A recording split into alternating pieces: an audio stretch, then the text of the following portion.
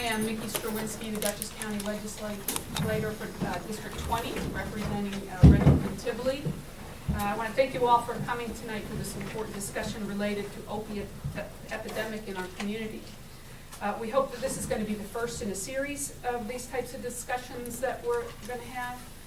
Tonight we're very fortunate to have a panel who would discuss what they're seeing in Red Hook and the county, and to discuss what is or might be contributing to the uptick in opiate use, and to let us all know what they, as our community partners and volunteers, are doing to combat this. There may be many others that we could have invited, including our wonderful volunteer first responders, but you see we've got a pretty full panel, and so as we're moving forward, we might invite them to a follow-up and have them be part of the discussion. At the end of the presentations, we hope that we're going to all walk away with a better understanding of the problems we're facing with drug use in our community, what options are available for treatment, but more importantly, it's our hope that we can come away with ways that we as a community can complement the work that's being done by the people that are seated here. With law enforcement and organizations like the Council on Addiction Prevention and Education of Dutchess County, with a focus on prevention. We'd like to hear from you what your immediate concerns are and what you think Red Hook can do to offer people who are struggling with addiction and where we can go from here. Once the presentations are finished, we'll open the floor up to questions or comments.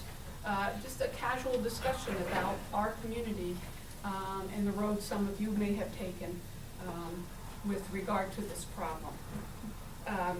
Before I begin, I want to introduce and thank a group of volunteers who've helped plan this forum, as well as others who have attended community meetings. And if they can stand and be recognized, Lisa Embleton, who is our videographer tonight. Betty Hannon, who is the president of the Red Hook PTSA. I'm sure she's at the budget public hearing. Oh, no, she's here. Okay, she snuck in. John Kuhn, who is the director of our Recreation Commission. Clay Lagier, who's one of our panelists. Sharon Darrow is here. Doug Lancero. Councilwoman Brenda Cagle. Supervisor Paul Finch and Susan Rohrmeyer. We've had 3 or 4 meetings in the last several months, and that's what got us to this point. I also want to thank my husband, Doug, who always helps me preparing for these meetings and getting me set for a number of different things that I get myself involved in, children. So thank you all for joining us today. And we'll start off with Sergeant Hildebrand. And each of our panelists will describe a little bit of what they're seeing in their communities, what kind of action they're taking as far as prevention and helping out in the community, and why we're seeing this uptick in opiate use. So thank you, Pat. Thank you, Mickey. Like Mickey said before, my name is Pat Hildebrand. I'm a sergeant, now acting chief of the Red Hook Police Department. She gave me 10 minutes, so I'm long-winded, so I'll do the best I can. In our community over the past, I'd say past year or so, heroin has become a big topic of conversation. I get questions daily, phone calls daily on, where the heroin's coming from, why Red Hook, why can't we stop it, what groups can we do, can we make a community center and stop it all? And the big thing I want to address is it's not just Red Hook. It's across the entire county, across the entire state. Heroin's been here for a long time. I've arrested people for heroin for the last 5 years. It's become a major topic because people started dying. So then everybody got interested in what is going on and why and how do we stop it. The sergeant will get into probably some of that, but it's where we could talk all day about where it comes from and what country it comes from and how it's getting here and where it's coming from. But at the end of the day, is we have it in our community, and people need to realize that. One of the questions I get daily that I kind of chuckle at is people still to this day say, "We don't have that in Red Hook, do we? Does that really happen here?" If you knew the amount of stuff that actually happened here, it would blow your mind. a lot of the arrests that we do, you never know about. You never will. It's just the business we're in. If we told you about every little single person we dealt with and where they came from, we would never potentially stop the big problem. You know, there's always bigger fish. There's always somebody else we want. Somebody's always willing to take their spot. So we arrest one, somebody else fills the spot in. You know, it's a game, it's a business, and they're business people. You know, a lot of people use, you know, we have, I know heroin addicts that are, they call it working man's job. They go to work every day, like we do. The way they describe it to me is, Pat, you wake up and have your coffee, I wake up and I do heroin. They get it fixed at lunchtime or a break and they make it through the day. And they work every day. So people use the terms of, you know, either losers or scumbags or this or whatever, how they think in their mind, someone on heroin is going to be, you know, flushed out or kind of wandering around in dirty clothes. That's not the case. People that walk in a room here today, you would have no idea. It's just, you know, once they use heroin, which comes most of the time from abuse from prescription drugs, they lead to the heroin because the prescriptions become so expensive that the next high is to the heroin is so much cheaper, and they can get a lot more for what they're buying pills for. You know, the state, the feds, everybody's really cracking down on it. It's very difficult to get prescriptions. You know, we do. I know the sheriff's office as well. They do drug take back. I'm sure a lot of you familiar faces have dropped a lot of stuff off to me, and that thing, I would say, every 2 weeks gets filled up. You know, and we bring, the most we had was about a month and a half. We had 131 pounds of pills. Got ways to take a pill and think about that. So, but that comes from, and think about that. So, but that comes from shut down. You know, maybe a veterans home was shut down 10 years ago, and they just never cleaned it out. Someone bought the house in a foreclosure or whatever it might be. They clean this out, say, I have all these bags of pills. But that's easy accessible, you know. People who are drug addicts who have issues will, you know, look in the medicine cabinet. Look at, if they're a young adult, look at a grandmother, grandfather, or a parent who had a surgery, who didn't take those pain meds. You know, it's easy to grab. So when people start cleaning out those medicine cabinets and dropping them off to myself, the sheriff's office, state police, Hyde Park, Rhinebeck PD, who has that, is now that becomes harder. So I have to get my high, and it's easy for someone to say who's not a user, just stop. It's easy for us to say because we don't, you know, for me to say because I'm not an addict, it's very difficult. You know, I've known people personally that were addicts, and, you know, my goal has always been to try to help them. We're in the business where we arrest people. If I can help them rather than arrest them, that's great, you know, because if I arrest you and put you in jail, that's just a 3-week, I'm putting a Band-Aid on a problem. Because in 3 weeks, a month, 2 months, 6 months, you're going to come back out, and I'm going to have to deal with it again. So if there's some resource where that works, great. Most of the time it doesn't. Or they're repeaters, or if they get a bad scare of an overdose and almost die, sometimes that spooks them a little bit. You know, I know a young man that happened to recently. He was a bad addict and couldn't stop, stole a lot of his family's items, personal family would steal from him, would hawk into pawn shops and just buy heroin. And he felt awful about it, he kept getting arrested. And just recently he had a couple bags, 2 bags of heroin, took them and almost died because they were bad batch. You know, and we're seeing that a lot. We're seeing that throughout the entire county, you know. And other states are worse than ours with overdose and people dying. You could have 6 bags, take 5 of them, be fine. Take that 6th one, and it's game over. You know, it's just the batch you're getting, where it's coming from, and you don't know. You know, everything's laced with it. You know, I've seen it where marijuana is laced with heroin. You know, a lot of kids we do a lot in high school. And we do a lot of teaching for them, and drug awareness, DWI awareness. We actually taught it at Bard College.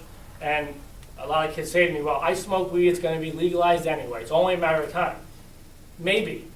But that marijuana is now we're seeing it laced with heroin or laced with other things. You know, we recently have been getting a lot of arrests for ketamine, which I was just talking to the sergeant about, is because we have never really arrested for that a lot.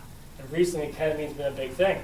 And I was talking to Sergeant about it, and it can, normally he's seen it in a pill form, but we're getting it crystallized. So it means there's smoke in it, which is a tranquilizer, ketamine. So, and it's sold for big money. You know, people buy it quick. And we just actually arrested somebody on Saturday night with it. It's quite a bit. And we're seeing the heroin, cocaine, ketamine, pills, you know, ecstasy. I mean, you name it, we see it. But the heroin is what's drawing people's concern because of the deaths, people dying. You know, people we know, people we personally know, family members, and how do you stop it? It's very difficult. Wrap it up? Okay, so long story short is come the drugs, come the burglaries, come the car larcenies, come items missing. In our community here, all the drugs I said are here. We arrest for them on a weekly basis.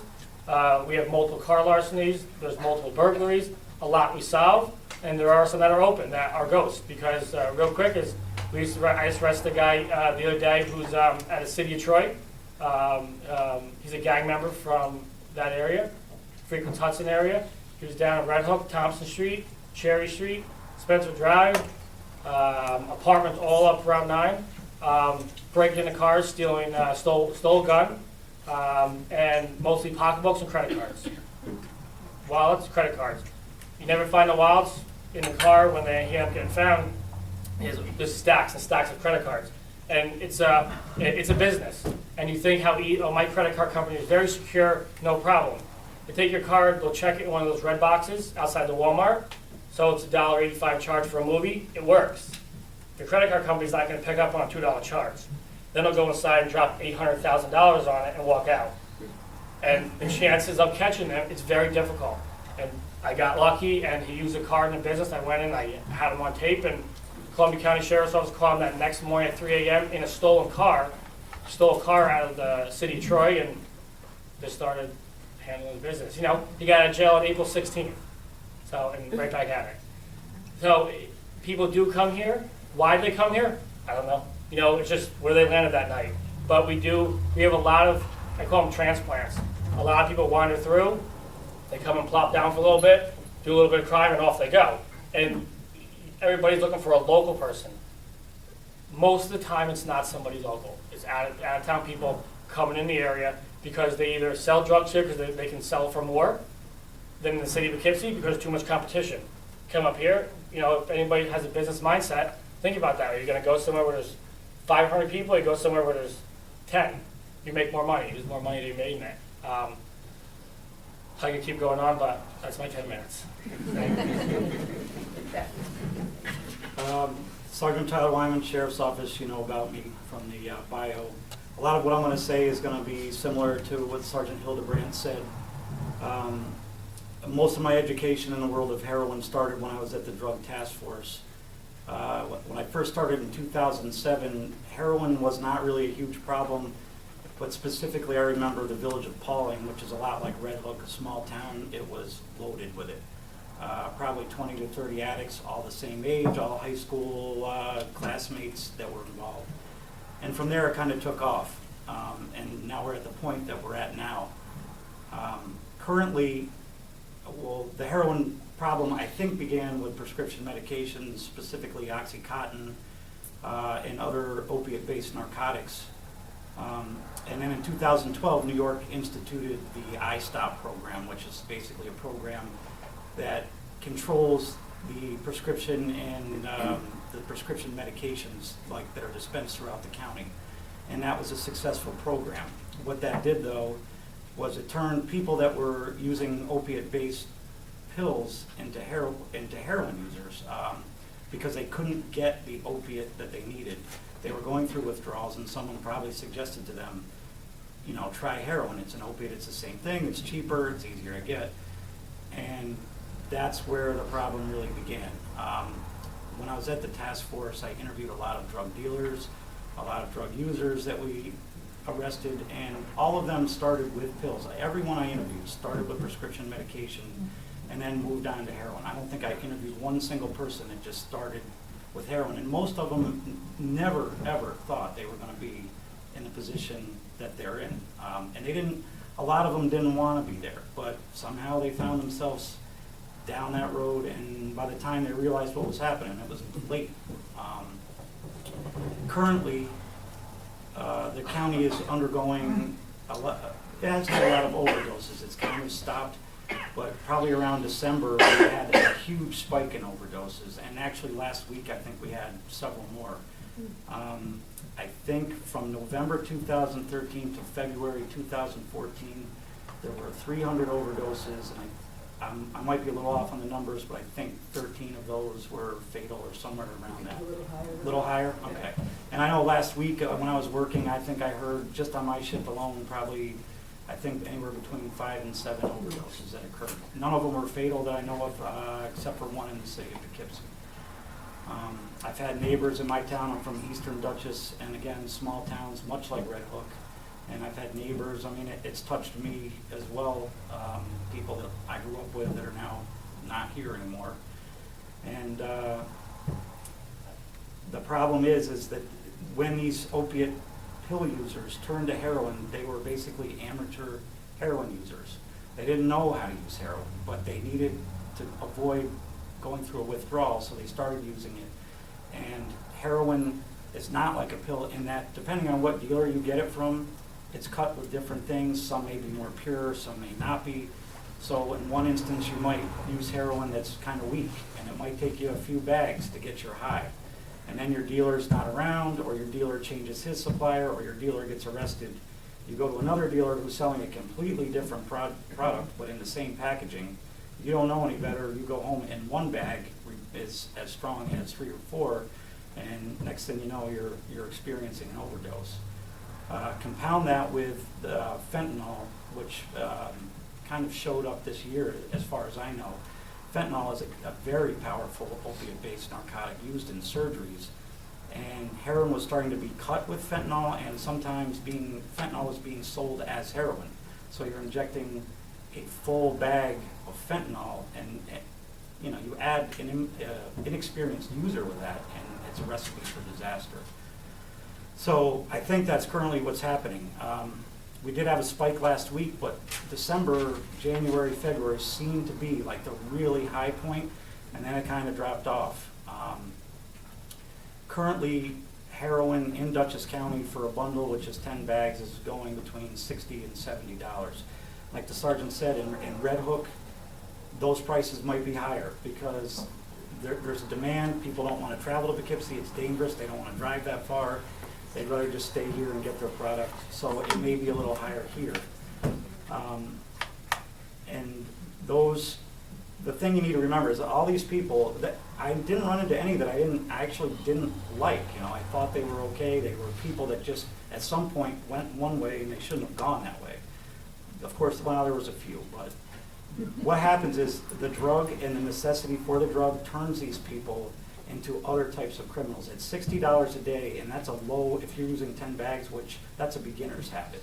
If you're up to like four bundles a day, 3 bundles a day, think of the money that costs. And that translates into a lot of property crime, which I would say right now in the county, on my shift, 70% of the calls about are property crime related. That means larcenies from vehicles, copper larcenies from houses that are vacant. There's a lot of houses that are in foreclosure in this county, and once, you know, the grass looks a little high and there's the sign for sale, you know, somebody with a habit goes in, rips the copper out, scraps it, and they have enough money to get high for the day. Or, you know, if you leave your car unlocked and your GPS is missing in the morning and your change in your ashtray, most of that's attributed not to bored kids like way back in the day. It's attributed to drug addicts that are spending money to get high.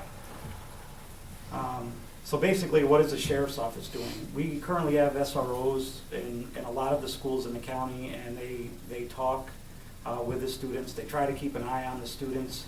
I've been to a few different forums like this one at schools, trying to tell parents about, you know, what the problem looks like, where I think it's coming from. We do have the pill drop-off program, and we arrest. In some circles, arresting is not like the vogue thing. However, there are instances where somebody, they need their bottom, whatever that might be, and sometimes an arrest is the bottom. sometimes an arrest puts somebody in jail for enough time for them to get sober and go, well, oh my God, what am I doing? Like, I need to change this. Otherwise, if they weren't arrested, they would probably still be out feeding their habit, doing larcenies or whatever to feed their habit. So I don't think we're gonna, I've said this before, we're not gonna arrest our way out of this problem. I think it's necessary, in some cases. And basically that's what we do, you know. Like the sergeant said, in smaller towns, the issues that I had were, number one, people were less likely to cooperate with me as a drug task force agent because everybody knows each other in my town.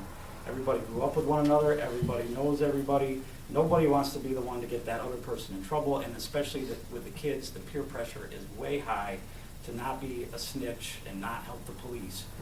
And with Pauling, I'll particularly remember, it was next to impossible because I wasn't getting help from the people in the town. The kids, like, I had to have had over a barrel immensely for them to help me, and even then it was tough. So I think that's one of the issues in Red Hook is there's a stigma about talking to the police, helping the police, and that's something that if I could get through here today is in these smaller towns or any town, if there's a problem and you see it, you can call anonymously. You can call the drug task force anonymously. If you want to call and put your name out there, even better, because we can't do it alone. We need help.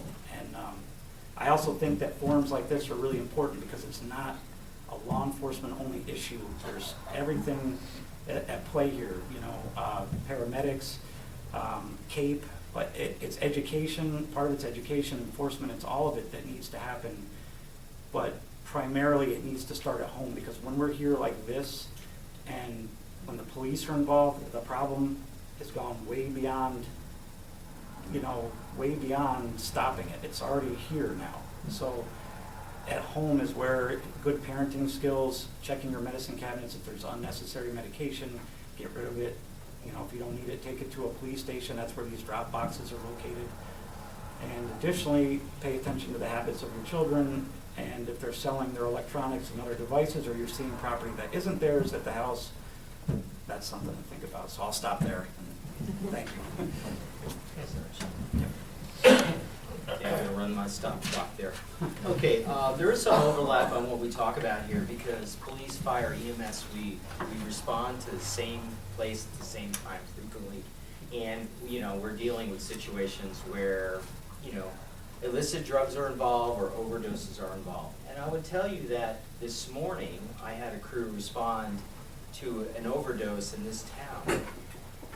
And probably no one knows it except maybe these guys. And you know, that's fine. I'm not here to judge that. I mean, I live in Rhinebeck. My wife is from Red Hook and grew up here, went to school here. And so, you know, I think it is a very pervasive problem. I'm here to represent Emergency Medical Services and try to describe to you what we do and how we do it and, you know, what we're up against. And we work with law enforcement. We work with the hospitals. We had an overdose the other day. The doctor comes out, what did they take? I never heard of that. So then my question is, how do we treat that person? How do we best take care of that person, right? So it's a challenge for everyone involved. And in the medical community, we're on the front lines, if you will. So this morning, I'll talk about that call in a second here. But just statistically speaking, you'd probably be surprised to know that about 45% of drugs that are abused are prescription drugs. And it starts in teens as low as maybe the age of 11 or 13 for a first-time user. That's a pretty surprising statistic to me. I usually don't get all hung up on that, but I have 5 kids, so I'm concerned about it. And, you know, that's bad, because that means that the medicines that you're not taking or your grandparents are not taking or something can be obtained by a child and taken just perhaps on a whim. Okay, that to me is pretty tragic, so I'm concerned about that. The next thing is non-prescription medicines. About 39% of the overdoses come from non-prescription medicines, and this is what I call kitchen chemistry. Now, people who make prescription drugs, the most highly educated people I can think of. These are MD, PhD types, right? Spend their life in a lab doing lots of studies, make medicines and pharmacokinetics work for us, okay? Good stuff, smart people. People who make drugs in their kitchen are not the rocket scientist type. And you gotta be careful. So that's why we get bad doses of heroin. That's why some creative genius decides, we're gonna mix heroin and fentanyl. Now, sergeants had mentioned that drug, and that's one of the big things that's out there, and I do want to end with me talking about that. But that's a pretty serious thing. Fentanyl itself is about 100 times more concentrated than morphine, a common opioid, which is really a heroin derivative because it all comes from poppy seed. But anyway, it's a very powerful drug, and so it kills because people become euphoric from when they mix the heroin and the fentanyl, and then it deadens their breathing because it works on that part of their brain. And so as these medicines are taken up in your body, they cause you to stop breathing. Yeah, you're having a great time, but that pesky breathing thing, right? So, we get the call and we find someone who is breathing maybe 5 times, 3 times, 4 times a minute. Not consistent with life, okay? And frequently these same individuals are using stuff, everything from alcohol to, smoking pot, whatever, or combining it all, okay? And these people can be, again, very difficult to deal with medically. They can be physically a challenge, they can be irate, or they can be totally out of it and almost, completely dead, right? So the good news for the folks who take those kind of drugs, if there is good news in this, we can treat them effectively in the field, and we can give them Narcan or Naloxone, and same medicine, and that's where we're at. We can give them that medicine and turn them around. Now, having said that, New York State took the lead, and in 2013 they developed a whole program at the state level through EMS to try to get this drug in the hands of BLS providers and law enforcement so that they can go out there and administer the drug even before the paramedics get there. So to me that's huge. I think you can save a lot of lives doing that, and we do that kind of training. I've done that kind of training in local fire departments. I just did Rhinebeck last month. So, I look forward to training the Red Hook team and, making sure they understand it and or working with police. And sort of the last group, that 16% is sort of a weird group, so I just call that the other group. So that gives you 100% of your drug overdoses. And there's a lot of statistics about how people die, and it's all not good, okay? None of it's very pleasant for us, right? But let me just jump back for 1 second about this overdose this morning. It's a thing called bath salts, and these things, these medicines, if you will, I'll call them medicines, kitchen medicines, they have unusual names. The paper here names a couple of them as Cloud9 and Bliss, okay? So apparently that's possibly the way they make you feel. It's not bath salts like you'd use in your tub. It's not Epsom salt kind of thing, right? It's a powdered drug that's cut with anything and everything. Arsenic, rat poison, whatever's available, okay? And so, again, more kitchen chemistry by rocket scientists, not good. And these substances, some of them can be turned around and changed and you can live, and others you can treat symptomatically and you can hope that they live, okay? This is pretty serious stuff. Anyway, what do these drugs make you behave like? Well, just here's the part of a laundry list here. They experience paranoia, violent behavior, hallucinogens, delusions, suicidal thoughts, seizures, panic attacks. It elevates their blood pressure, their heart rate, all those physiological things. It can cause chest pain. So we might be called for a heart attack, but the guy's been doing something else, okay? Nausea, vomiting is pretty common, and that pretty much is caused by everything. It causes everything. So pretty serious stuff. And so the opioid thing can be turned around with the Narcan, and that's good. And I think that's kind of like where we're at to save that group. Saving the guys who do bath salt and things like that, I got nothing for you because there is no magic bullet for that. Like I say, you treat them the best you can symptomatically, and you get them there. Another medicine, which we had to brief the doctors on the other day, and know, we discussed these kinds of things in EMS, and we go to seminars and the like, but the doctor was not familiar with this drug called Molly, which particularly annoys me because that's one of my daughters is named Molly. So this really annoys me that this terrible drug is named after her. But anyway, these kinds of drugs are ecstasy-like drugs, and they're really causing some problems, okay? And they mess with your brain chemistry, and they can stop you from breathing, you can have hallucinations, and just bizarre behavior. So, again, I have no magic bullet for that one. Hopefully you make it, all right? So, you know, we have these kinds of challenges on a daily basis. We're out here to try to do the best we can with it. We don't really typically go out and outreach like this, so this is new. I think it's good. So congratulations for doing that. And then the last thing, like I said, we do a lot of training, and I think you need to know how to recognize like a heroin overdose or an opioid overdose.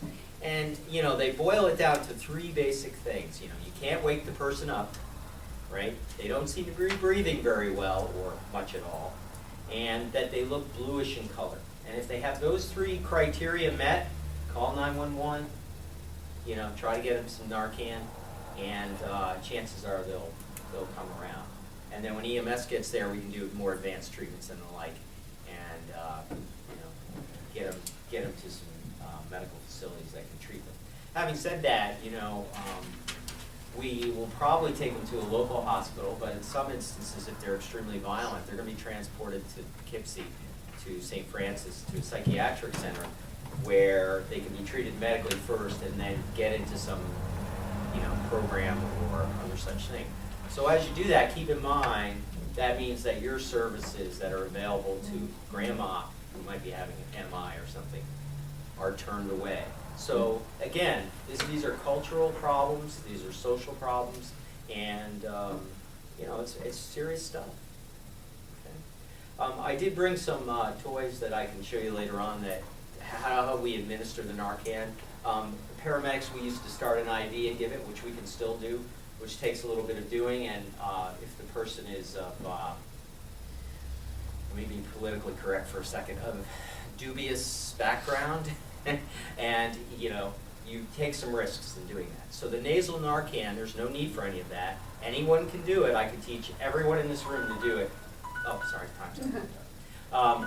Everyone in this room had to do it in just a few moments, literally. And I just have to turn my thing off here.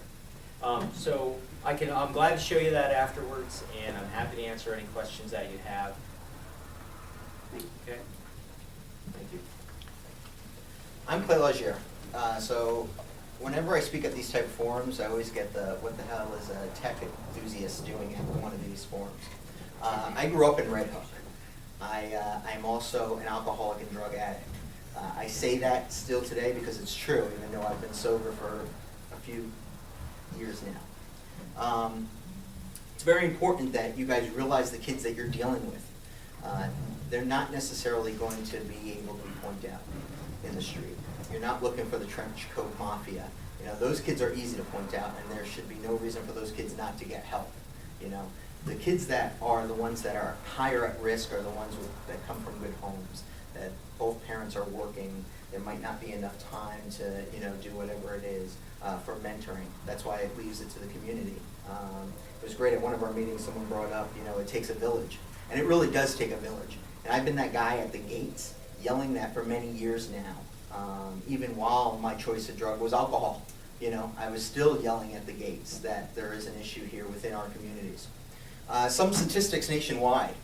Rural communities and those communities with high poverty rates are highest at risk for opiate and medication drug addicts. These communities, which we sit in, one of them, they usually have law enforcement, they have the medical groups pulling at, you know, wit's end, trying to figure out what to do with these new numbers that are coming out. You know, they're doing their job the best they can, but they need your help. All these guys here, and it's over and over and over, locking them up, arresting them isn't the only solution. You know, there's certain people who, you know, just don't want to be saved, and that's on them. And everyone needs to hit their bottom, and sometimes handcuffs on your back are the reason. But I go back to, I was never incarcerated. I was never arrested for the things I did, or the drugs that I used, or even alcohol. When I grew up and hit over 21, I was a workaholic and I went to work every day. I was on time, but I drank a 30 case in a bottle at the end of the night, every day. I started going out during my lunch breaks, using quick fixes, in my circles of work. That was acceptable after high school. In fact, I changed my major in college because I went to an internship at a radio station and saw these guys get to drink and do drugs, and they get paid for it. I'm changing this. I want to go into media. That's it. That's an awesome thing. Then after a while, it gets old. It wears on you, no matter what it is. And some of us get help, some of us hit our bottom, and we get out of that circle. While others, and a high majority, is 13 to 25-year-olds. There's another really sad statistic that the highest rate between 18 to 25 in this country of people dying of heroin is our armed forces, veterans coming back from war, not being able to get the mental health that they can get, or having community support, and that deepens, really hurts me deep as someone who has a brother who was active military, and family member, that we're not giving these kids who we send off to war the right support systems back here at home. And everyone starts yelling funding. Well, there's solutions to that, and that's what I go around speaking. I go into non-for-profits and I tell non-for-profits that you're doing it wrong. You shouldn't be working like you're working in 1970. It's now the year 2014 and we need to build coalitions. Money is getting smaller and smaller. We see that all over the place. We see school districts struggling to keep teachers. We see districts struggling to keep funding for other programs other than what the core curriculum is. That there is solutions to that. Forming coalitions like you're doing here in Red Hook, is needed, and it should be done all over the country. If you group together non-for-profits, there's a perfect example up in Hudson right now that they're doing, that Catholic Charities with the Promise Neighborhoods has brought together every single non-for-profit in that 2.5 miles, and there's a lot of them up in Hudson. And now, instead of fighting for the same grants, they use their strengths to get the money in the community. They've built a coalition that, with a grant writer, who will help all of these non-for-profits get funding. Their community is only 2.2 miles, and that's why they need that, but they have over 6,000 population, of people. Same thing here. If we reach out to there's already non-for-profits here, there's law enforcement doing their jobs here. If we reach out like we're doing today and come up with a solution and say enough is enough in our community, because this isn't new. I believe the officers touched on it. This is something for at least the past 10 years that I've been actively involved in community outreach, has been happening. Sometimes the drugs change names. And majority of the time, if you look at the statistics in Northern Dutchess, Southern Columbia County, it's alcohol related as well, that our youth in that age bracket are dying of. So there's a number of different things that we need to focus on. And the real focus needs to be common sense solutions. And the thing that works internationally, worldwide, over and over, is getting mentoring in for that age bracket. From 14 to 25, that is the most important thing that you can do with any program. If you look at the reason why, I'll use AA for example, works, is there's sponsorships. There's organizations within the AA community, besides it being anonymous, that help lead people to get help and have them reach their bottom. It's not widely known. I wrote to the district office and asked for statistics. So in Northern Dutchess County, there's 200 registered members. Those are people who run the actual groups of Alcoholics Anonymous in Northern Dutchess. So that's from Mineland all the way down to here, 200 registered members. That's not counting the people who walk in and out who don't dedicate, long-term to sobriety, that come in and out of these programs every day, and not counting other programs that aren't that AA-based type of program. And that number's staggering if you think about it, that there's that many people who are sober now. But the problem that a lot of the people are having is, okay, so I get sober now. What do I do? If I have a conviction on my record, I can't get a job, even though the law says that you're not supposed to care. But there's a stigma. that I'm forever a drug addict and I'm gonna rob you blind, no matter how much time I have, no matter how much I've turned. You know, we have this, I just said it earlier, everyone expects us to be perfect in an imperfect world, you know, and we can't have that belief system anymore. You know, it's killing our kids, literally, and we're stepping over bodies. You know, I thought my graduation year was the highest death rate in Red Hook, and it turned out it wasn't. You know, we had more people die of DWIs than any other time, and I thought that was, oh my God, this is crazy, something's gonna happen. Nothing changed. And so we stayed the same. So now we're at the point where we can actually make some change. We can form a coalition and decide that enough is enough. It's very hard to get, everyone always yells out about community centers, it's very hard to get money for properties. So you have this great building that the town is deciding what to do with up the street here. Give it to a coalition to build a youth center that's going to deal with your age 14 to 25. Get involved. There's a story that I'm using now. My son just hit Little League age, and I went to sign him up for T-ball, expecting I'd see a whole list of coaches. For 112 people who signed up over in Ulster County, only 2 parents signed up to be coaches. So here I am. I'm a baseball fan, but I'm not one of those die-hard. You know, I have to set an example, so I signed up.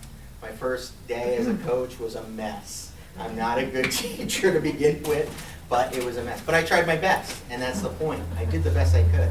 And each of us have skills, and that's not even one of my skills that I can put forward. But each of us have skills that we can help someone. And there's, if you look at the numbers too of people who either died or got kicked out of school or put on pins, if you actually look at the numbers, there's always something in their grades that's an indicator. So sometimes they won't fail everything completely. They'll pass something. There's something that each kid is passionate about. Maybe it's not even in school. Maybe it's, you know, tinkering on the truck or something else. And that's where you get them. That's exactly it right then and there, is that you need to mentor. The reason why I got into doing startups and social entrepreneurship and all this is because 2 people in my life, a CEO from a non-for-profit got into my life and said, what are you doing with yourself? This is how you gotta do it. And then, as I built up, I found a business owner who last week passed away, and I'll be going to his funeral service down in West Point.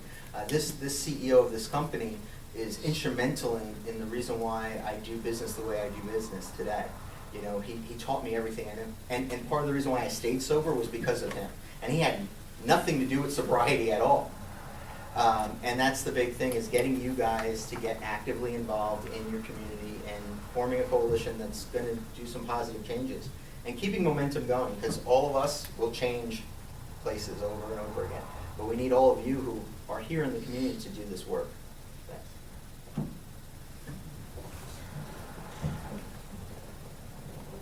Hello? Is it on? I guess you don't really need it. Okay. I'm Sarah Burrows, and I'm here today to just talk about some of what the school is doing currently. I work at Red Hook High School. I work for Kate. Elaine is my boss.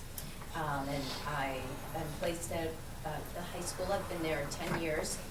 And the job is now called prevention counselor rather than student assistance counselor. Let's see, how do I start? We follow an evidence-based program called Project Success. It's a really comprehensive program that I'd almost need an org chart to show you all the different layers it has to it. But I'll try to just briefly describe it. It starts with kind of the meta program, where it's more reaching out, trying to get into the kind of changing some of the cultural aspects of it, getting, so that would be the larger programs. So that might be like school assemblies, bringing big name speakers or smaller name speakers on all kinds of at-risk topics. It would be bringing in guest speakers into different classrooms, particularly the health classes is one area. We'll bring in, we've gotten really good at getting people who have suffered from a particular at-risk behavior. Let's see, we just recently had a recent graduate from Red Hook who is 19, And he has been free from his heroin addiction for 3 years. And he came and spoke. It was very powerful because everyone knows him. And we will do that on as many topics as we can. We have tried to bring people from the community or who are very relatable to the students and bring them in for a live story. So they're both learning about the curriculum and the information from their teacher, and then they're getting the real deal story from someone who's been there. So another way that we bring the program in is through clubs. I run 3 clubs. I actually run a mentoring program. This particular there's many ways to mentor.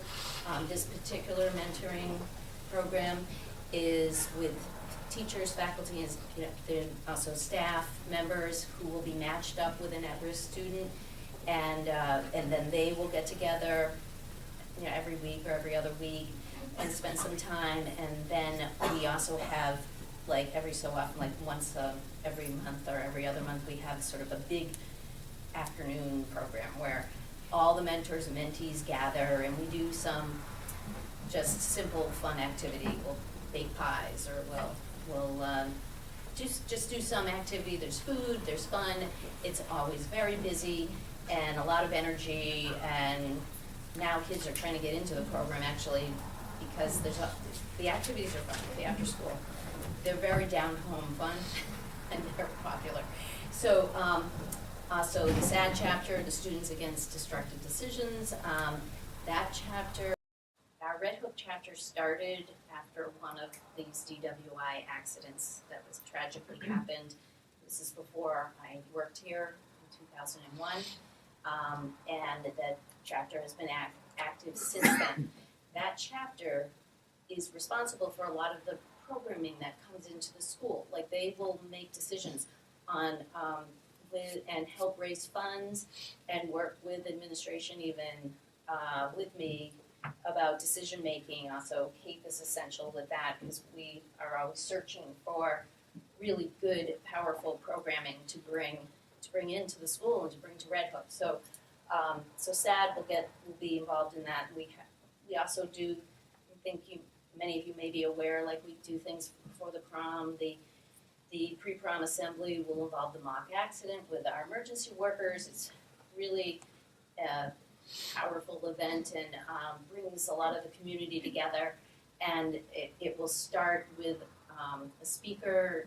Actually, we'll be using John Mueller again, and Jonathan and his dad. Jonathan was hit by a drunk driver, and he's now in his 20s and has a traumatic brain injury and among other issues. And he speaks.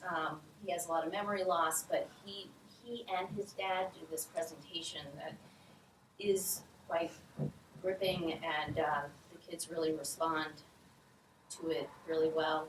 And he's both funny and very relatable. So the kids ask lots of questions. It's still a very powerful presentation. So we do that, then we go to the mock accident, and then we come back in and we have a mock arraignment, and one of the local judges usually comes in. So that's another thing, like SAD is involved in that. We do public service announcements every month. There's a bulletin board with a theme, and we do lunch tables where we sometimes even have a guest person, like the police will come in and we'll do the drunk goggles, or we're hoping to do the driving with the golf cart sometime in May with the goggles and with a course. And we're doing a variety of things. There's always, trying to have something every month. There's something always going on. So that's one way we're trying to permeate the culture and try to gradually have it, not be cool to do substances. So let's see. Also, the Beautification Society is the garden club, the healing garden, the gardens that grace the front of the school. Those are actually in memory. It was motivated by some of the DWI deaths, and also another loss with an automobile accident that was from with not using seatbelts in the back seat and things like that. So those are some of the programming. So I'm probably giving you guys too much detail, but that's the big. Then we funnel down into a group educational, psychoeducational group called Prevention Education Series. And it's difficult to get that. We're supposed to try to get that to all the 9th graders and the 6th graders, but it's difficult to get enough time given all the requirements the school has, and they're increasing, as you know, with the changes in some of the requirements through the state. But so we are then putting, that is another layer where we're looking for kids who are at risk. Like, we're observing, they're getting this education, there's discussion groups.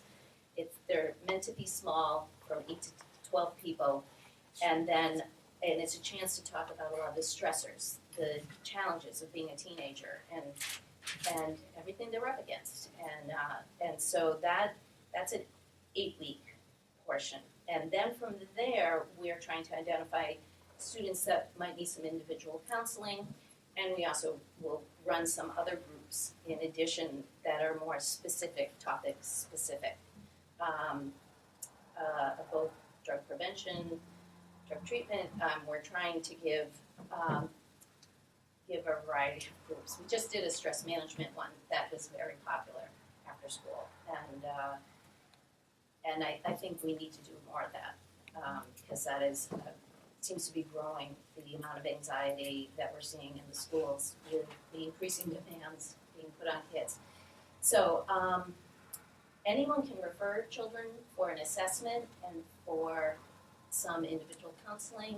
I get referrals from not only the administration and teachers, but kids just walk in themselves. Friends will refer people, parents will call me.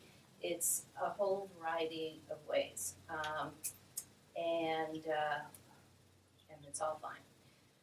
And what am I missing? Am I missing anything?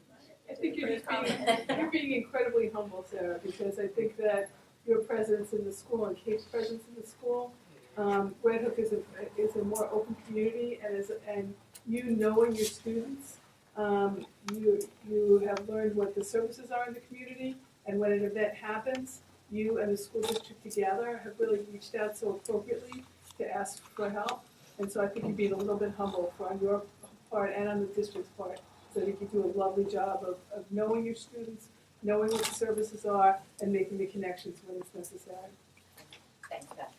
And that is true. I do. One of my roles is to bring in and to know what is out in the community. You know, and I have brought that in more than once.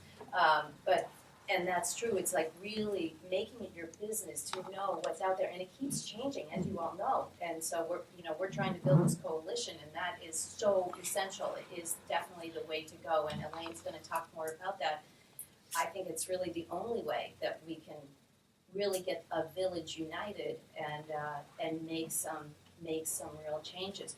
But we have to make it our business to know what are they doing in Poughkeepsie, and what about down in Southern Dutchess? That coalition is getting money and funding and doing stuff, and we need to get that up here. It makes me crazy watching them get the goods. I want to see, we need it up here. And I'm so sad that Astor has now left Red Hook and they're now in Hyde Park. That's the wrong direction. We want them back up here. They were a big help to me. I used to, if a student needed an assessment, they would do the assessment so they didn't have to go to the ER down in, Poughkeepsie or over now. Sometimes we'll send them over to Benedictine, but Kingston. But that was like right at home. We could just walk them over. That's gone now.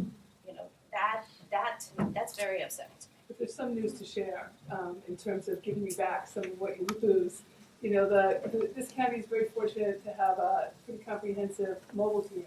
One of the things that the mobile mental health unit is looking to do is to really enhance and include some staff from Astor.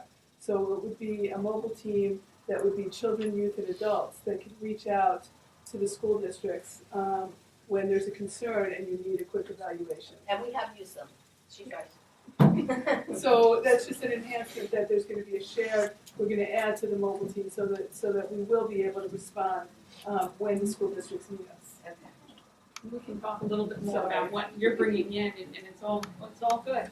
We are moving towards making things much more available. And so Elaine can tell us how we can move towards forming a sustained coalition. So it's always a bit of a chore to go at the end of a presentation when people have been squirming in their seats for a bit, and you've heard a lot of similar themes from all of the folks at the table. The Council on Addiction Prevention and Education is the sole agency prevention provider licensed by New York State OASAS in Dutchess County, and they've held that distinction since 1987. My voice is a little crackly. Can everybody hear me okay? That being said, you heard a number of things. I'd like to applaud Mickey for pointing out the importance of prevention in her opening comments. I'd like to echo what Pat said in terms of the business component to the drug trafficking that is happening in our community, and Tyler said the same thing. I'd like to applaud the EMS folks who do outstanding work in terms of early intervention and saving lives. I would love to applaud you for the passion you bring to the table with your discussion about coalition. And I would like to also mimic what Beth said in terms of the level of work that Sarah and Ashley bring to a school district that, in my mind, is quite progressive. They are open to recognizing the need for prevention and willing to reach into their pockets to pay for it. Those are two unusual characteristics to be found in combination. All that being said, what do we know? We know that, I'm recovering from a respiratory problem. I promise you I'm not contagious. Right, we have EMS there. That's true. We have EMS there. That's a good thing. That being said, forgive me if I cough or interrupt or something. So what do we know? We know that substance abuse and addiction are mental health disorders. We know that right off the bat. We know that there is a huge stigma attached to those diseases and has been in an ongoing fashion. And as Clay said, hasn't changed a whole lot over time. That is an issue that needs to be addressed. Let's get to, I'm not going to belabor what everybody has said, because I know you're all thinking of your pajamas and beds pretty soon. So what we need to know is that substance abuse is not going to go away. It's part of the human condition. We are, by virtue of our nature, risk takers, some of us more than others. Some of us come into this world predisposed to a life that may be saddled with addiction of any kind, not just substance abuse. We also know that, particularly since 2007, when the bottom fell out of the economy, so did many of the services that are necessary to treat the people who find themselves in the position of confronting this disease. Let me say that word again, disease. It is not a character flaw. It is not a moral failing. It is a disease. Nobody wakes up on any given morning and says, I want to be a drug addict. They don't. You've heard the police officers say that most of the people they come in contact with are good people. That's the experience of mental health workers as well. It is a disease of the brain. More and more of the science that we collect over time that is tied to physical health confirms that. If you look at the National Institute of Health, the National Institute of Drug Abuse, all you need to do is click on some of their videos that will actually show you the digital imagery where you can see a normal, healthy brain, and you can see a brain on alcohol. You can see a brain affected by marijuana. You can see a brain affected by heroin, opiates, etc. So it's not pretend, folks. It's real, and it's here. So why is it here? There are a number of variables that contribute to that, and our law enforcement partners who work hand in hand with prevention tell us a number of things, actually dating back to the era of Prohibition. There's a lot of similarity between what's happening in the Mid-Hudson Valley right now and what happened during Prohibition. And probably the single biggest factor is geography. If you look at Dutchess County, we are equidistant between New York City and Albany. We are bordered on two sides by rail systems. We have the Hudson River as a very close neighbor. We are positioned between two high-traffic areas, urban areas, Poughkeepsie and Newburgh, and a little further west, Middletown.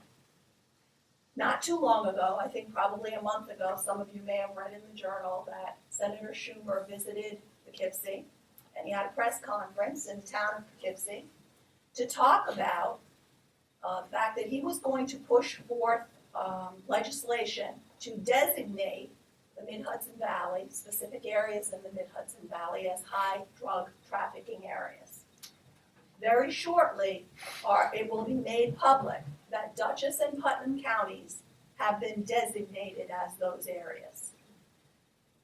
Unlike Rockland and Westchester, who received those designations a few years back, their designations, were tied to violence issues. Now, clearly there are criminal and violent issues attached to substance abuse. But the designation that Putnam and Dutchess will receive will be tied to public health issues because of the opiate addiction. We are in a crisis situation. Things need to change. There have been some interventions that have been put forward. You heard the iStop legislation mentioned. That is, in talking with some folks, it's somewhat of a double-edged sword. Something needed to be done to address the painkiller, the rise in the painkiller trend. But certainly the treatment providers that I sit in a meeting with every single month were predicting seven years ago that if we're going to switch and try and put pressure on the prescription drug problem, and you have a whole group of people who are now addicted to that drug, what's their next best choice? And that next best choice was heroin. So if we look at the canary in the coal mine kind of scenario, people on the ground, in the streets, the law enforcement officers, the EMS workers, they are to a large degree the canaries in the coal mine. They begin to see these kinds of problems emerging before it lands in the laps of our politicians and decisions are made in a crisis situation. And that's what we're faced with right now. How do we correct this? Substance abuse has been with us since the dawn of man, and it's not going to go away. You've heard a discussion tonight about a variety of different drugs. You've heard the fentanyl issue laced with heroin. It is not just Dutchess County. In Little Rhode Island, okay, in the first 2 weeks of January of 2014, 38 people in Rhode Island died from fentanyl-laced heroin.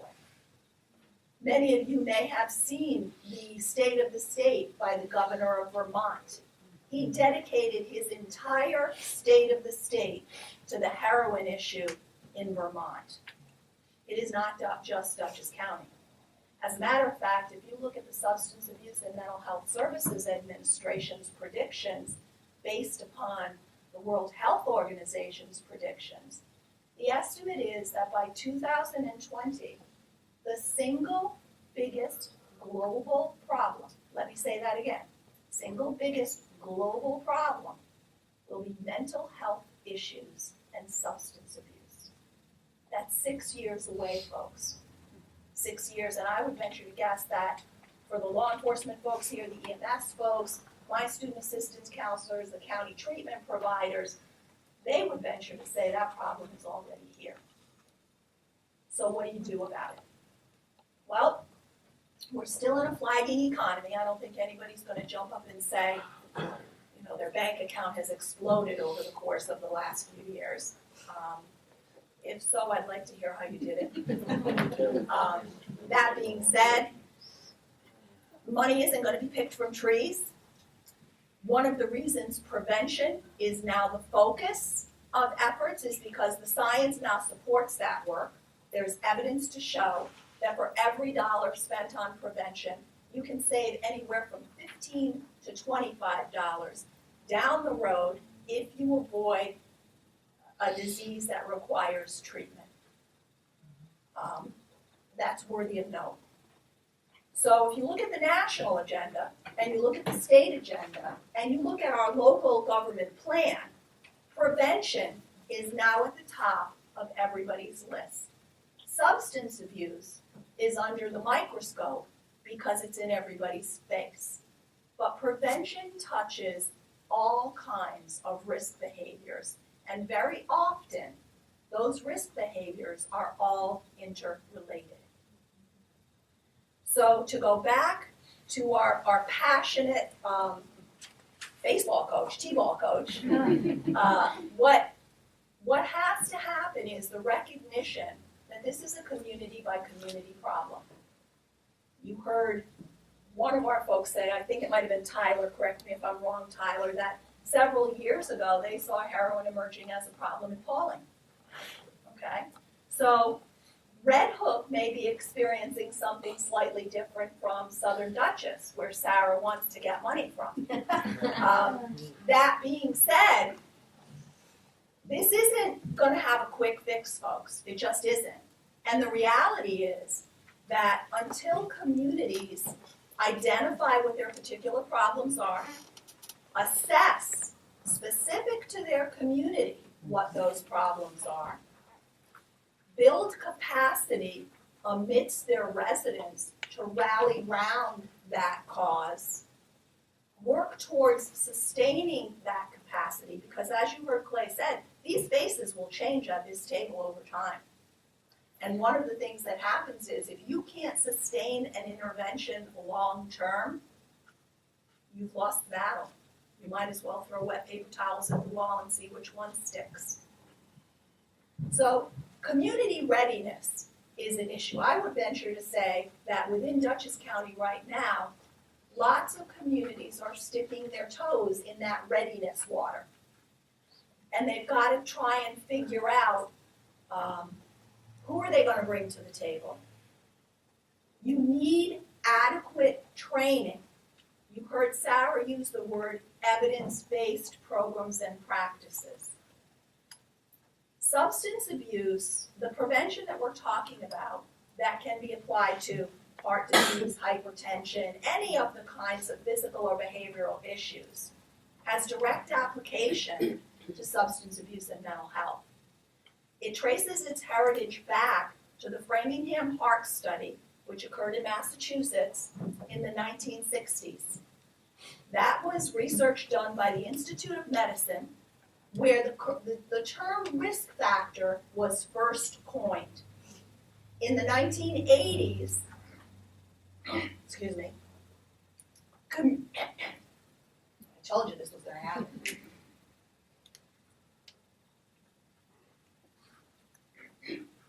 Communities that care emerged with research out of Washington University.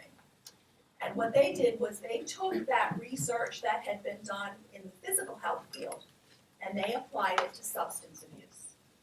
And they then took a look at how do you identify risk factors?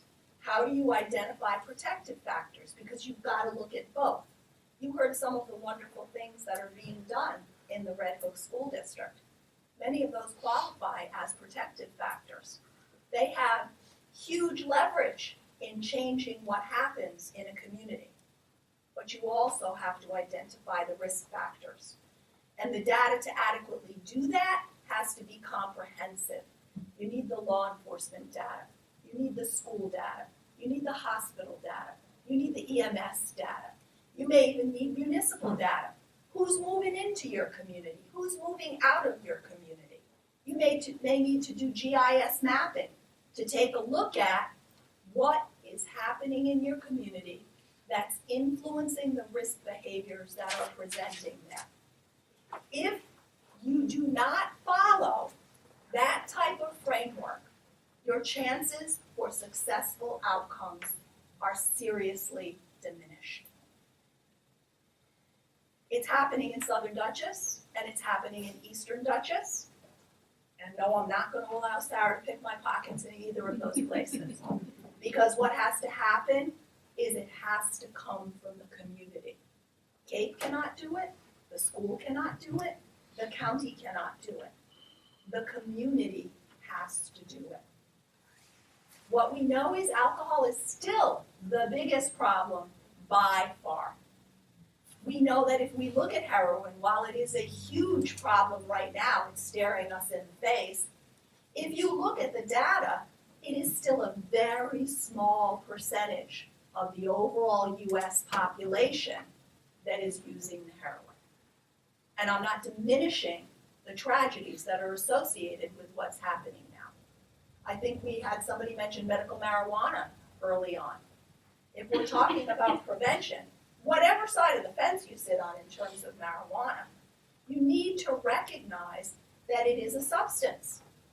Any substance you put in your body, whether it's Doritos or marijuana, has some physical or mental effect chemically on what's happening. So you need to be aware of that.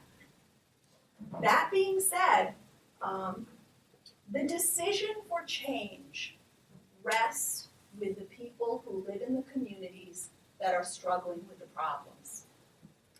CAPE is trained by the Community Anti-Drug Coalitions of America, and we are trained, we're one of 3 agencies in the Mid-Hudson Valley, trained by the Substance Abuse and Mental Health Services Agency in substance abuse prevention skills training.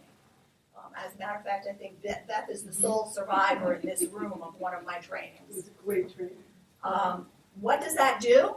It teaches you how to mobilize communities, how to gather the data you need. Because without data, folks, you're never going to get any money. Never going to get any money. And money is hard to come by in and of itself. Sarah made reference to Southern Dutchess. What Southern Dutchess did on the heels of an explosion of young people, 18 to 25, who lost their lives to OxyContin, Vicodin, Percocet overdoses, parents came to the table and they said, we don't want this happening anymore. What are we going to do? So they were ready to sit down and sort of take the bull by the horns and say, okay, how do we attack this problem?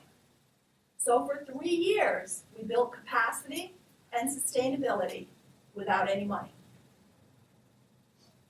Sustainability in my world is a code term used by state agencies and funders that essentially means go get your own money. However, money can become available if you prove to those funding agencies that you have done that work. Southern Dutchess did that work. Southern Dutchess just applied for the Drug-Free Communities Grant. We have the support of Congressman Maloney's office, and we have the outcomes and the history to prove that we have sustained that coalition over time without money. Not CAPE, folks, the Community Coalition. We lent our expertise to helping them, but it rests in the laps of the community members. The community owns the problem, the community seeks the solutions. And the solutions that may be sought in Red Hook may be different than the ones that are sought in Southern Dutchess. But if it is not given birth in the community, the likelihood of it succeeding is not high. So how do you do that? You take this initiative, Mickey, which you're already starting. You already have some key partners at the table. If you look at Community Coalition Building, and oh, by the way, if you visit our website, capedc.org, you can click on all kinds of information electronically. Sarah and I did bring plenty of handouts, but I'm quite sure you're not going to take that home as bedtime reading material tonight. So that being said, go to our website. All of the credible sites that you would need to get information from are there at national, state, and local levels. There are 12 sectors roughly in a community that need to sit at the table to be the decision makers for community coalitions. You have some of those folks at the table right now. You need businesses. Key critical component are youth members. You need faith-based people. You need every representative who has a face in your community. One of them. Because if you don't have them, and you can't sustain that in a way to write a grant and show that they have letters of commitment to that coalition, you will not get the drug-free money. So the good news is you've got a wonderful start. The other good news is that eventually, certainly through law enforcement efforts, through policy-making efforts, heroin will get under control. It will. We see drugs change all the time. We've had discussions about Molly. There's a new drug that's emerged from Russia that is making its way against all odds into this country. It's called Crocodile. It is a dastardly form of heroin that mimics a flesh-eating disease. It has introduced itself, at least they believe, the CDC believes it has introduced itself into the Midwest. Drugs will change, folks. Remember, we're all risk takers to varying degrees. You heard the words culture and society mentioned earlier. A lot of our culture and society and corporate world funds a lot of the messaging that lands in the lap of our young people.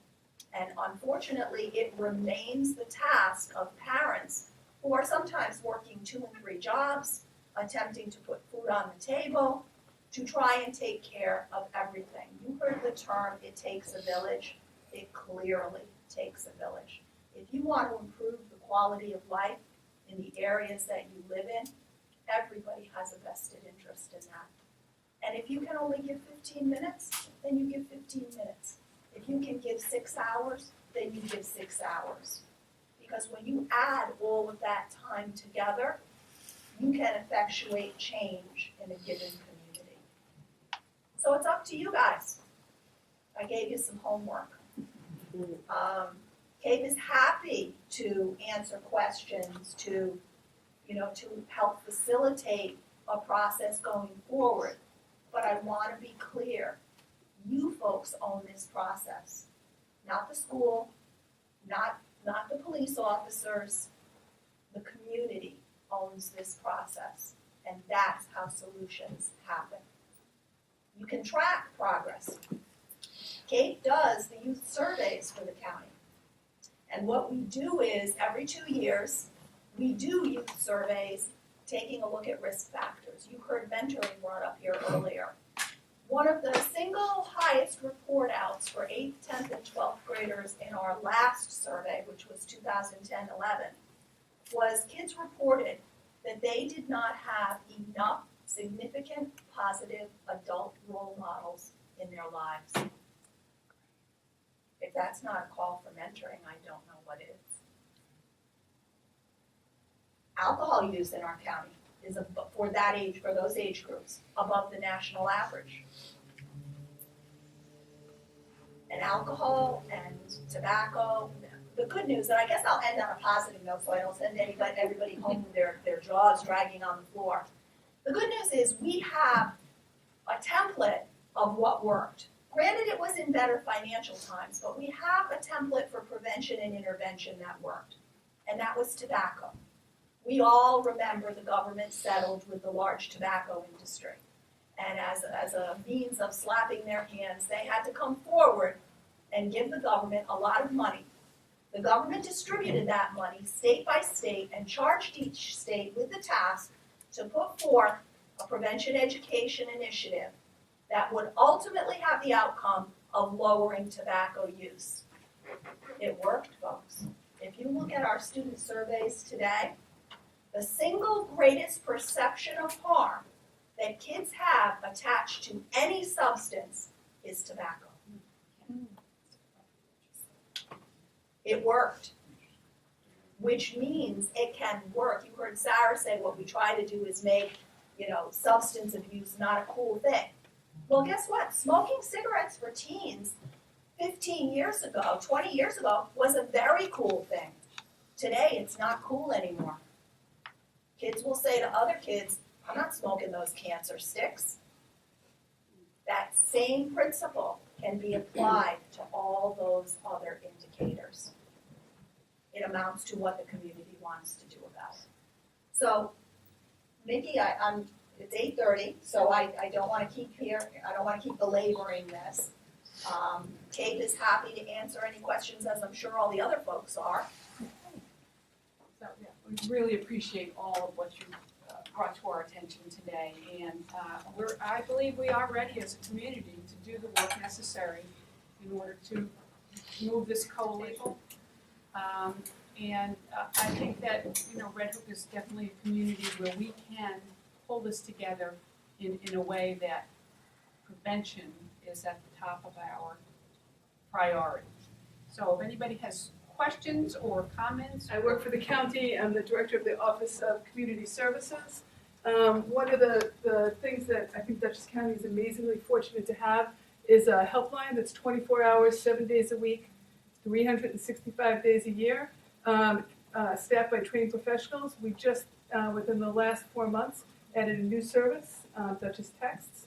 So if a young person isn't comfortable picking up the phone and asking for help, they can text, and there are trained professionals available 24/7, 365 to be able to answer and have a texting conversation, whether it's related to substance abuse, whether it's related to depression, to cutting. So we want you to pick these up, give them to your youth, have them snap a picture of it so it's in their phone, put it in your place of business, hang it in schools, hang it in the community center, because we want to be there to help youth.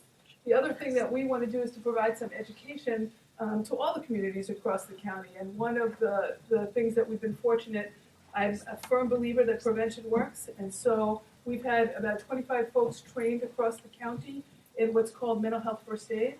And mental health first aid talks a lot about what everyone up here has spoken about, the need to get involved in your community, the need to be comfortable with different kinds of information. So mental health first aid looks at substance abuse and different mental health challenges and encourages community members to be comfortable saying, are you okay? Are you thinking about suicide? I think you have a drug problem. Let's just look in the phone book. Let's look online and see what kind of resources there are. And unless community members talk to each other, it's going to be really hard to get going what you want to get going here. So if anyone in this community is looking for some further education to support all your efforts, we can provide the mental health first aid training. It's an 8-hour training. We would have 2 trainers come up. It's free of charge. This is part of our mission to really support the work that Kate is doing and the work that all the fine people in Dutchess County are doing in terms of working on the wellness of the county. And what I'd like to tack on to what Beth just said is if the issue of drugs becomes the issue of choice for this community, then I would recommend you consider the Substance Abuse Prevention Skills Training Program, because that is the coalition training. It is, like as Beth just said, that's a 4-day training, folks, so fasten your seatbelt. But this training, the mental health first aid can be through faith-based organizations, it can be through Boy Scouts, Girl Scouts, any kind of community organization. We can come and provide that training for you. What Elaine is talking about, to me, is fundamental education in order for you to build your coalition and to meet your goals. It was probably some of the best training that I've ever had. And Elaine was one of the leaders. I thought it was great. What I'm talking about is hands-on practical stuff across your community, whether it's crossing guards, whether it's school nurses, whether it's all your PTAs. We're here to provide that to you, and it's part of what we're going to do from the county to make sure that you have the services that you need, and also to make sure that you have the education that you need. The one last thing that I'm just going to push is that in Dutchess County, for the past 20 years, we've had what's called the trauma team. And we come and respond to untoward events that happen across the county. And so if there's a need, whether it's an unfortunate situation where somebody completes a suicide, whether there's a horrific car accident, whether there's a situation that occurred up at Bard, we offer from the county a team that will come out and work with your business, with your family, with your school, with the college, to really help people cope and move forward from whatever the event is. And again, that's free of charge. That's something that our county offers to all of its residents to again focus on wellness and moving forward. A lot of this can be facilitated by just contacting Helpline 24/7, 365. There's cards up here for Helpline, and I encourage you to pick these If up. you're unfamiliar with who I am, my name is Joseph Pasqualina.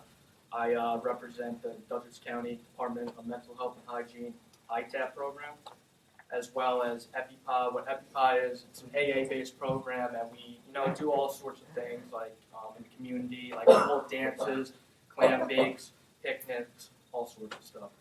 I'll just, mention, a little bit of my background and, what got me to this point. I am, as well as Clay, is, recovering alcoholic.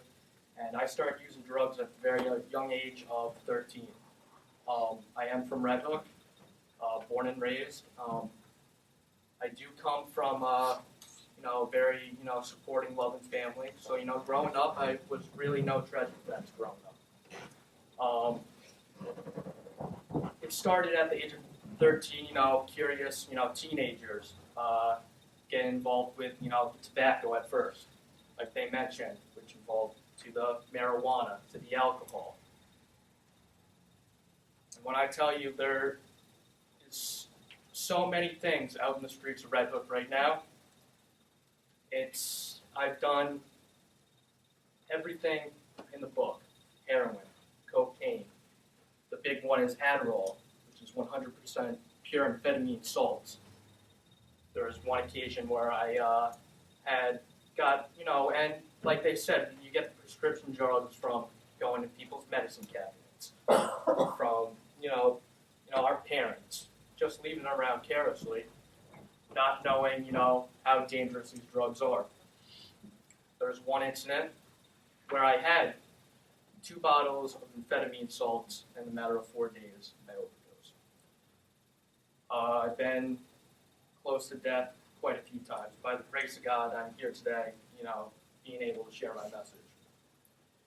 One significant part of my story was the date of, and I would honestly like to say, to the Red Hook Department, the cops, that you guys, intervened in my story quite well. Good.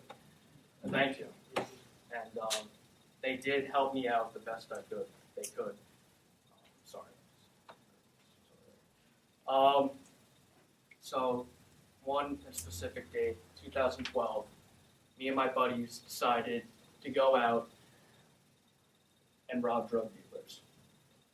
That date, I got charged with robbery in the first degree, which holds a max sentence of 25 years in state prison. Luckily, our felony conviction got dropped down to a robbery in the third degree. I was allowed to go home. The judge came back to me. We were allowed to go home on house arrest, 2 out of 4. Went home on house arrest, and the whole thing with the incarceration and how it doesn't, it doesn't really help the individual with an addiction problem. I got back out, and this time when I got back out of jail, I was in Dutchess County Jail, Rensselaer County Jail. If you ever seen the show Locked Up Abroad, Rensselaer County Jail is just like that. I was fighting for my life in that jail. I got out. I thought I had street smarts. Incarceration is not the solution here. It will only make the individual worse. I got back out, started doing the same things to a worse extent. Eventually I got caught. I was on intern probation. I got caught by the probation department, remanded back to Dutchess County Jail. The judge came back to me. He was like, well, I can sentence you right now to a 1 1/3 in state prison, or you can go to the ITAP program. And at this point in my life, I decided I needed to get help, and I needed to go and do what I had to do. And like Clay was saying, it really matters about the individual. And if they get to the point of, hey, I want to stay clean, and I want to do good for myself. the last year, we've had, on average, 50 clients in the ITAP program. Out of the statistics state 48% successfully completed the program and went off to live, healthy, strong lives. The other, dead, back in jail, or back in another higher level of care, as they call it, therapeutic community. One being my close friend, who was in the ITAP program when his name was Chris Leffel, who died of a heroin overdose in January.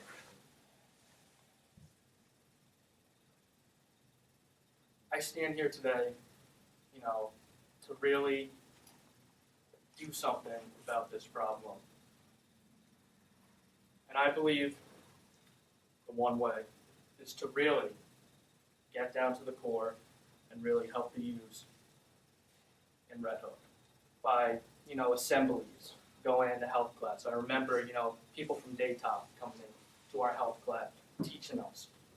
But what I believe will hit the youth is my experience with drugs and alcohol, especially being from a 19-year-old kid from the town of Red Hook who's faced some hard trials and tribulations. And that's about all I have. And hey, thank you guys for letting me speak. Hi, I'm Red. I went to Red Hook High School, class of 2010. I've lived here most of my life.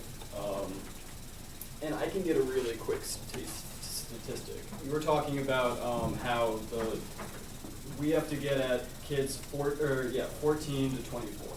How many people in this room are 14 to 24? That's a problem. You were also talking about how we need youth to come in. That's really important.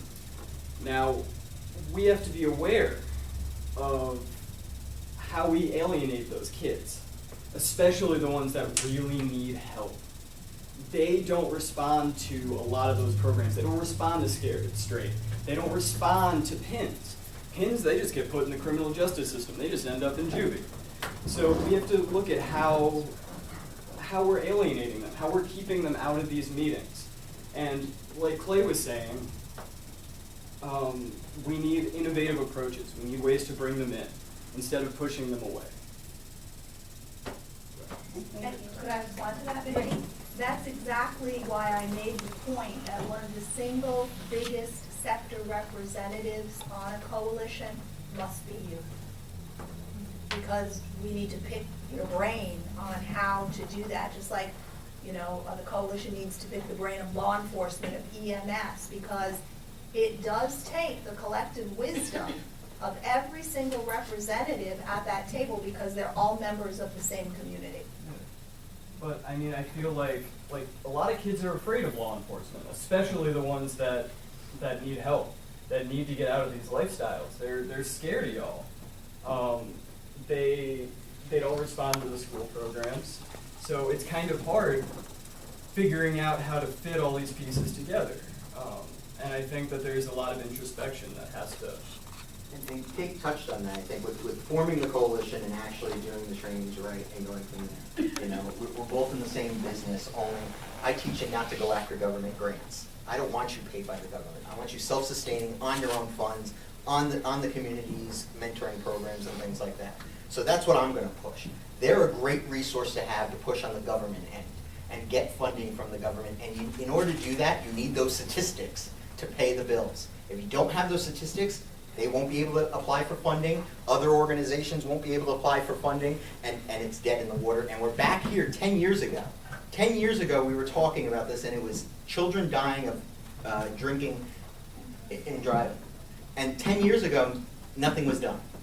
And we had people outpouring of the community. But what it was is the passion. We need to find solutions to what's killing our kids. That's the bottom line. Yeah, you need exactly what Clay is saying. You need the passion, but you need the evidence-based structure to direct your efforts, or else, and initially, one of the things I want to piggyback on what Clay just said is, The government funding doesn't last forever. It gives you a short-term window of opportunity to get the skills you need to build the capacity and the sustainability so that your coalition can exist over time.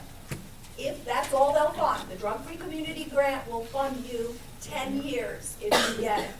And at the end of that 10-year time, you're not getting any more money, guys. They're gonna say, we gave you everything you need to do to solve the problem in your community, now go do it. Karen? I have questions for everybody, but I'd like to say something to Red about what he had suggested. I mean, we know that we want kids to show tonight, right? We thought maybe if we put the flyers through the school, they'd show up. And then Doug and I spoke earlier and said chances are they're not going to show up. There's no attraction for them. They, you know, as far as they're concerned, they know it all. So there really is no attraction in knowing what's going on in the town, you know, with the heroin, because they know it firsthand as far as they're concerned. I'm so glad Joey came, and I'm really glad that Red's here. Right. And one of the things that we've always spoken about as a community, well, as this community that cares group, is how to get the kids involved. And I think maybe these guys, and Elaine, you of course suggested they're part of the coalition, and certainly so. But Red just made a good comment. You know, some of the kids that may want to be involved or want to get involved may have the stigma about the police being in the coalition. You know, and maybe some of the kids that would like to come out and talk about some of the issues that are taking place didn't even know about the health department needs a text. I didn't know about that. Is that in the school flyer? Brand new. So, I mean, how do they get, you know, how do they get the word out? If it doesn't go out by virtual backpack, how do they pay attention to each other? So, I think one of the biggest points that these guys made is, especially Red, in his position, how do we attract those kids to the coalition? Not just the kids that are in the honor society, not just the kids that are, you know, the kids that are really doing well for themselves, because they're always spearheading these programs. How do we get the kids that are afraid of, you know, the police and are afraid to be involved and are afraid to speak up because they want anonymity about certain issues? So maybe, I mean, how do we get those kids involved? You start small because all of the interaction that occurs in a coalition is based upon trust building. If you do not have, so you have to build relationships among all of those sectors. And so sometimes it takes a few brave souls, like the young man in the back of the room or the young man here who spoke, to come to a coalition meeting where, you know, the context of the coalition meeting is everyone is accepted, there is no judgment, we listen to your ideas, because if you don't do those things, you may as well disband your coalition. And that's true in terms of the business sector. The business sector is a critical component of that coalition. Right. So what's true for the young people is also true for some of those other sectors. And it takes a few initial brave souls to come to a well-functioning coalition meeting where there is welcome, acceptance, useful information, worthy exchange of ideas between all parties, so that people at that table feel equal. You know, the young people have as big a voice at that table as the faith-based people do, as the business sector, as law enforcement. And it doesn't happen immediately. We all know how difficult it is to build relationships. You know, you go into any setting and you've got to get to know people. The issue is, how big is the challenge in the community? How important is that challenge in the community to bring all of those people to the table? Clearly, we've heard from two young people tonight that have voiced concerns about what's happening in their communities, their personal experiences, and their greater concerns about what's keeping kids away. The adults in that group have to learn from that. The adults have to listen to that and incorporate that into the planning. We also talked about data. One of the things, and Beth, I hope you'll support me on this, is as much as we think statistical information is available at the drop of a hat in our county, ain't so, folks, okay? People are not sharing it in a standard format, which makes it very difficult to assess communities. However, the good news is Dr. Reber, the county commissioner, is making that one of her priorities so that coalitions such as the one you're describing as possibly starting will have a basis to do real community assessment. Right now, it's a matter of cobbling together sort of mixed reports. So I want to dispel the notion that all you got to do is go out there and push a button and you're going to get all the law enforcement statistics, all the hospital statistics. You are not going to get that. But one thing that is happening in this community is that the health department and the Department of Mental Hygiene are really joining together with agencies like CAPE, with law enforcement, to really work on putting together the data so that we can go forward, and if it's grants, if it's public service announcements, and making sure that we can provide information across different sectors of the community to all work for the same goal. And to also address what part of your question was, Kate just finished the youth survey for 2013, and that will be presented at a county forum on the 19th May. Yep, a week from Monday.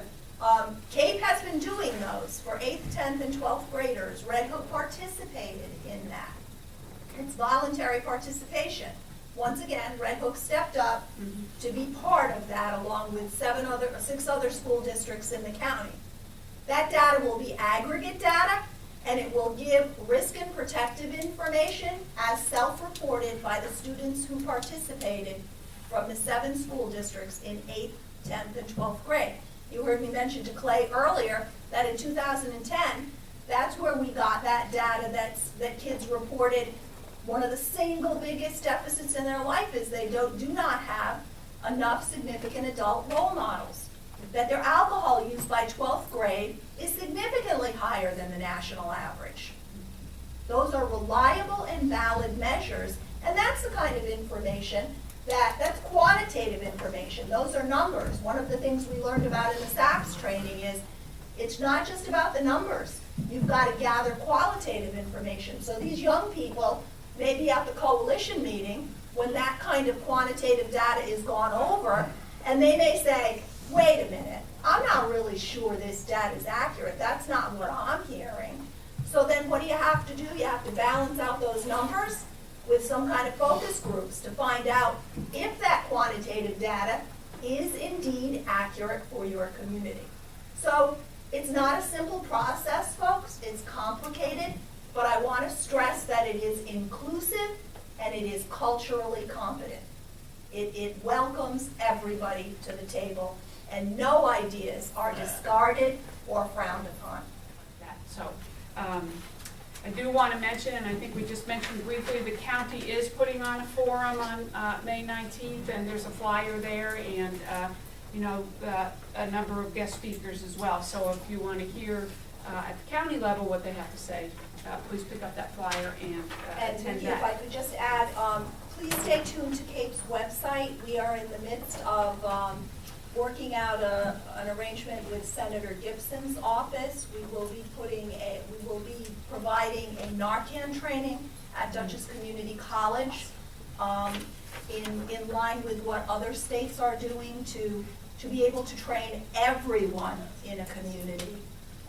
We've had a lot of outcry in our Southern Dutchess Coalition from parents of young people who have been wrestling with overdoses, and that parent group has initiated the request for a Narcan training that actually reaches the families of the youth and the young adults who are wrestling with this in their homes. Thank you. We're going to wrap things up now. Thank you all again for coming tonight. Thank you to our panelists who really